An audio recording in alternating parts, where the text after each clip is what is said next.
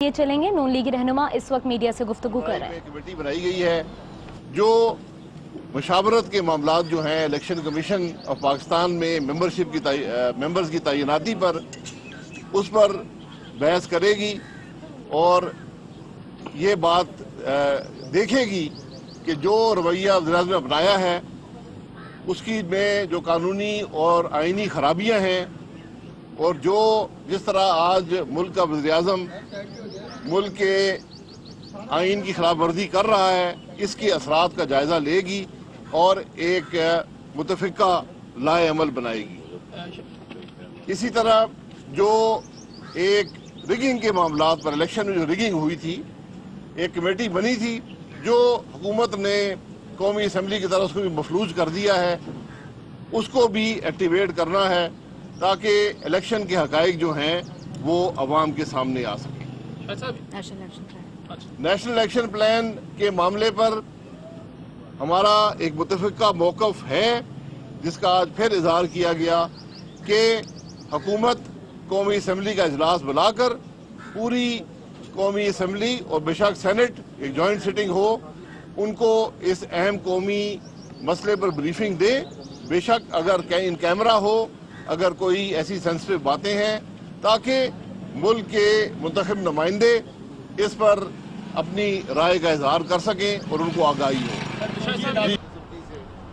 और ना उनको 18वीं तरमीम का पता है ना NFC अवार्ड का पता है।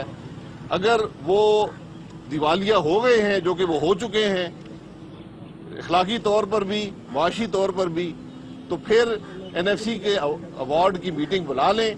आज वफाक में भी उनकी हुकूमत है 3 सूबों में उनकी हुकूमतें हैं तो NFC अवार्ड को बदल लें जिस तरह भी चाहते हैं।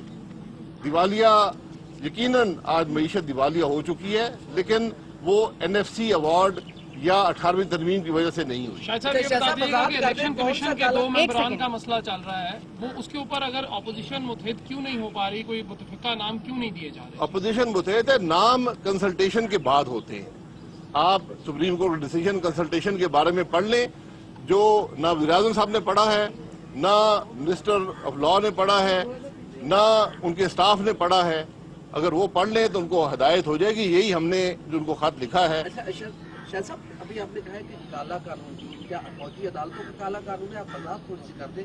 जी बिल्कुल ये एक आम कानून नहीं है जो नॉर्मली एक मुल्क की बुक्स पर कैरी किया जाता है।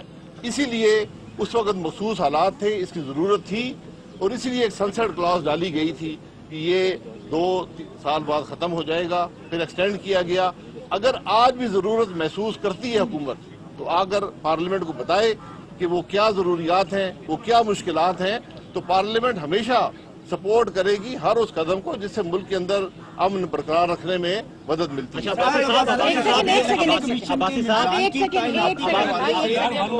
अब्बासी साहब जो डील की बातें हो रही है बार बार आपको कॉन्स्पिरेसी हो रही है गवर्नमेंट भी कर रही है आप लोग कोई वजाहती बयान नहीं देते किस वजह से मियां साहब के बड़े मियां साहब आए फिर छोटे मियां साहब एक दिन में आ गए तो किस किस्म की डील आप लोगों ने किससे की?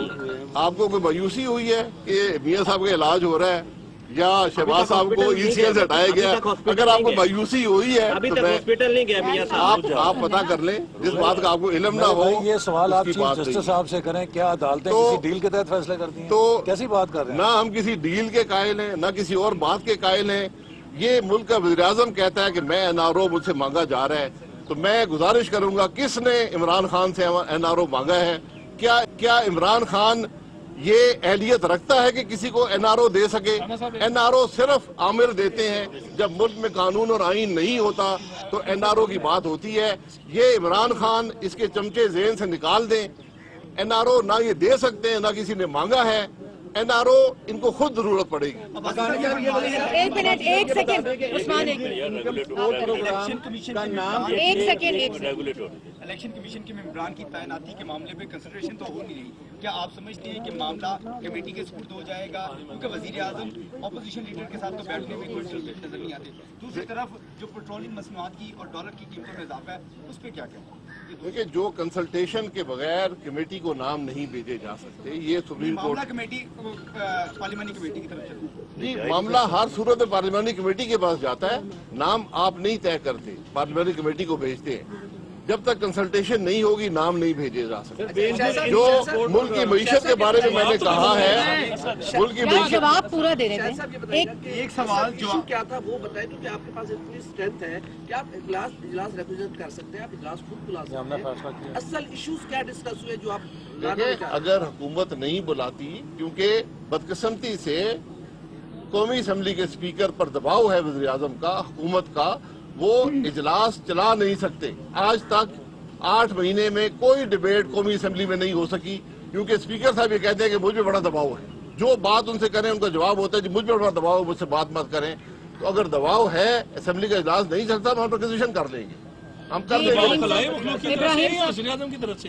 जी, इब्राहिम साहब खलाई मखलूक की तरफ से है या वज़ीर आज़म की तरफ से? इसका सवाल तो स्पीकर साहब ही देंगे, पर उनका जवाब होता है कि ना मैं प्रोडक्शन ऑर्डर जारी कर सकता हूँ, ना मैं डिबेट करा सकता हूँ, कोई एडजर्नमेंट मोशन आज तक नहीं हुआ, कोई अवाम की बात सामने नहीं आई। वो कहते हैं जी बड़ा दबाव है मेरे ऊपर। इब्राहिम साहब जहांगीर तरीन के हुकूमती इजलासों में शिरकत के हवाले से आज वज़ीर ख़ारजा शाह महमूद भी जो है वो बोल पड़े, इस पर क्या कहना? वज़ीर ख़ारजा बोल पड़े तो मैं क्या कहूँगा? जब घर के अंदर ही आग लगी हुई है तो बाहर के इनकम सपोर्ट प्रोग्राम आप का कर नाम आपने भी, आपकी गवर्नमेंट में तब्दील होने की बातें हुई थी, अब जो हुकूमत है ये वाली ये भी तब्दील करना चाहती है, क्या आप इसकी मुखालफत करेंगे या हमायत करेंगे? ये तब्दीली सिर्फ एक कानून के जरिए हो सकती है। कानून लेकर आए हुकूमत, बताए कि क्या जरूरत है, उस पर फिर डिबेट होगी, वहीं असेंबली में फैसला होगा। अच्छा बासी साहब ये बताइएगा कि आप कर लें। बासी साहब आपने कहा कि हुकूमत दिवालिया हो चुकी है, मईशत जो है वो दिवालिया हो चुकी है, महंगाई का तूफान है, आप लोग ये भी कहते हैं कि किराए के वोटों पर ये हुकूमत कायम है, तो आप कितना इस हुकूमत को मौका मजीद देंगे? जब मुल्क मुकम्मल तौर पर तबाह हो जाएगा, आप मिलकर क्या एक मुझे तय कर सकते हैं? मैं देखिए, मैं नहीं कह रहा, आप भी यही बात कह रहे हैं। इस मुल्क का बच्चा कह रहा है, मैं नहीं कहता, आप किसी से पूछ लें, ये सारे अफराद खड़े पूछ लें इनसे कि मईशत दिवालिया हो चुकी है, महंगाई का आलम देख लें, कारोबार का आलम देख लें, नौकरियों की हालत देख लें। ये कोई ढकी छुपी बात नहीं है। हम 5 साल देने को तैयार हैं हुकूमत को, लेकिन क्या मुतहम्मल हो सकता है मुल्क 5 सालों का? असल सवाल ये है। मेरा नहीं ख्याल कि इस तरह जो हालात हैं, जो आज हालात हैं मुल्क के, हम चंद महीने भी और गुजार सकते हैं। एक सेकंड आर्मी चीफ की एक्सटेंशन के हवाले से भी खबरें आ रही हैं, क्योंकि 8वां रह गए हैं। मियां नवाज शरीफ ने इन्हें सिलेक्ट किया था। अब आप समझते हैं अगर 1 साल की एक्सटेंशन की बात चली तो अपोजिशन रजामंद होगी? आपकी जाती रहेगी? आर्मी चीफ की टर्म 3 साल की होती है, मैंने आइन में यही पढ़ा है।